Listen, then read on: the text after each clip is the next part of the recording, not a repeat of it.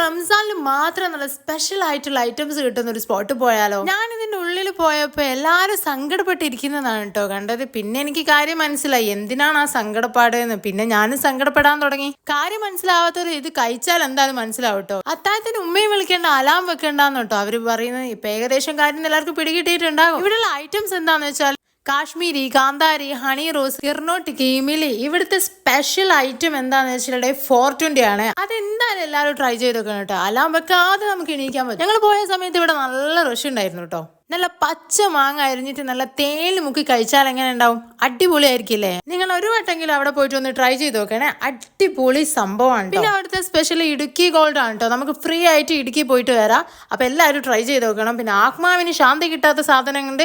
ആത്മാവിന് ശാന്തി കിട്ടണ്ടെന്ന് വിചാരിച്ച് ഞാനത് ട്രൈ ചെയ്ത് നോക്കിയിട്ടില്ല കേട്ടോ. അപ്പൊ പോയവർ എന്തായാലും ട്രൈ ചെയ്ത് നോക്കണേ. പിന്നെ ഇപ്പുറത്തെ സൈഡിൽ നല്ല അടിപൊളി പുഡിംഗ് ഒക്കെ കിട്ടുന്നുണ്ട്.